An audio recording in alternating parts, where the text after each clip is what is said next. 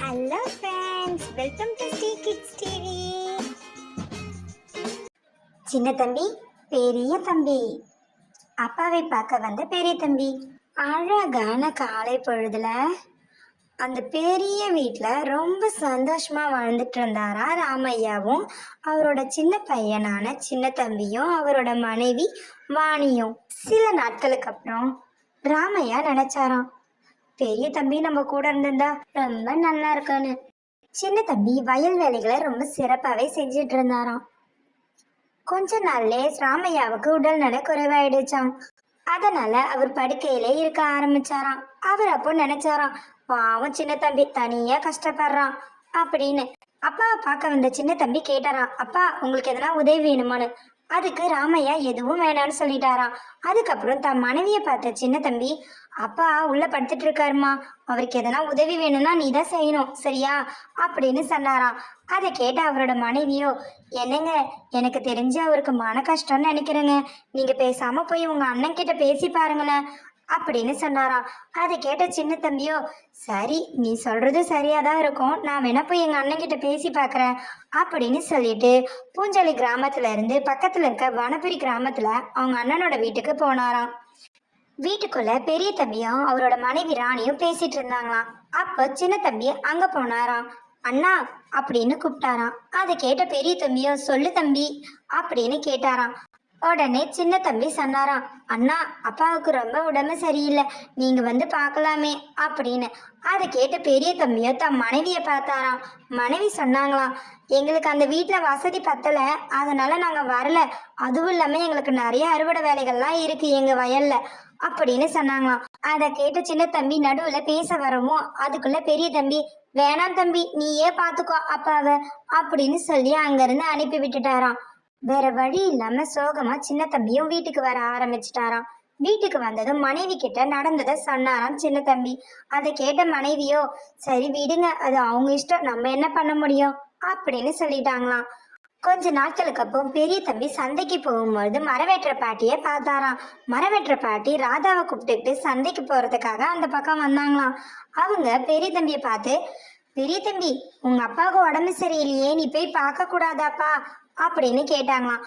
அதை கேட்ட பெரிய தம்பியோ, எங்க பாட்டி அந்த வீட்டுல தான் இடம் பத்தலையே, அதனால நாங்க வரல அப்படின்னு சொன்னாராம். அதை கேட்ட மரவெட்டுற பாட்டி சொன்னாங்களாம், என்னப்பா இப்படி சொல்ற, உங்க அப்பா தான் ஊர்லயே பெரிய வீடு வாங்கி வச்சிருக்காரு, அப்புறம் எப்படி இடம் பத்தாம இருக்கும் அப்படின்னு. அதை கேட்ட பெரிய தம்பி ஆச்சரியமா பார்க்க, அட ஆமாம்ப்பா, போன வருஷம் உங்க அப்பாவுக்கு விளைச்சல் நல்லா அமோகமா வந்தது, அதனால நிறைய பணம் சம்பாரிச்சு பெரிய வீடு வாங்கியிருக்காங்க, தரிசு நிலம் வாங்கியிருக்காங்க, ஏன் உனக்கு இந்த விஷயம் தெரியாதா அப்படின்னு கேட்டாங்களாம். அப்படியா அப்படின்னு சொன்ன பெரிய தம்பி உடனே தன் மனைவியை பார்க்கறதுக்காக வீட்டுக்கு போனாராம். வீட்டுக்கு போன பெரிய தம்பி தன் மனைவி ராணியை கூப்பிட்டு இந்த மாதிரி விஷயத்த சொன்னாராம்.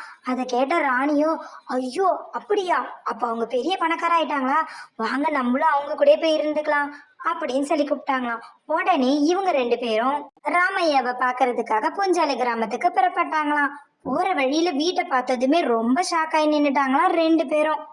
அடாடா, என்ன இவ்வளோ பெரிய வீடா வாங்கியிருக்காங்க, அப்போ நல்ல வசதியா தான் இருக்கும், வாங்க நம்மளும் இது உள்ள போய் இருக்கலாம் அப்படின்னு ராணி சொல்ல பெரிய தம்பியும் ராணியும் உள்ள போனாங்களாம். வாசல்ல இருந்த சின்ன தம்பியும் வாணியும் அவங்க ரெண்டு பேரையும் வரவேற்றாங்களாம். உள்ள வந்த பெரிய தம்பியும் ராணியும் சின்ன தம்பியை பார்த்து, நீ வந்து சொன்னதுக்கு அப்புறம் நாங்க யோசிச்சு பார்த்தோம்ப்பா, என்ன இருந்தாலும் அப்பாவை பார்க்காம இருக்கிறது தப்பு தானே, அதனாலதான்ப்பா வந்தோம், அப்பா எங்க அப்படின்னு கேட்டாராம். அதுக்கு சின்ன தம்பியோ உள்ள இருக்காங்க அப்படின்னு பதில் சொன்னாராம். உடனே ராமையாவை பார்க்கறதுக்காக பெரிய தம்பியும் ராணியும் உள்ள போனாங்களாம். ராமையாவுக்கு பெரிய தம்பியை பார்த்தது ரொம்ப சந்தோஷமா. பெரிய தம்பியை பார்த்து ராமையா, வாப்பா பெரிய தம்பி அப்படின்னு சொன்னாராம். உடனே பெரிய தம்பி, அப்பா நான் இல்லாததுனால உங்களுக்கு இந்த உடம்பு சரியில்லாம போயிடுச்சு, என்ன மன்னிச்சிடுங்கப்பா, இனிமேல் நான் உங்களை விட்டு எங்கேயும் போக மாட்டேன் அப்படின்னு சொல்லிட்டு அந்த வீட்லயே தங்கிட்டாராம் பெரிய தம்பியும். அவங்களோட அறைக்கு போன பெரிய தம்பியும் ராணியும் பேசிக்கிட்டாங்களாம். அடடா, இவ்வளோ பெரிய வீடா, என்னங்க நம்ம எவ்வளோ முட்டாள்தனமா இருந்திருக்கோம், உங்க தம்பியும் அவர் மனைவியுமே இந்த வீட்டை எடுத்துக்கலாம்னு நினைச்சிருந்திருப்பாங்க, நல்ல வேலை நம்ம தைரியமா இங்க வந்துட்டோம் அப்படின்னு பேசிக்கிட்டாங்களாம். மறுநாள் காலை பொழுது விடிந்ததாம். வழக்கம் போலவே சின்ன தம்பி காலையில எழுந்து வயல் வேலைகளை பார்க்கறதுக்காக வயலுக்கு போயிட்டாராம். அவரோட மனைவி வாணியோ வீட்டு வேலைகளை செஞ்சிட்டு இருந்தாராம்.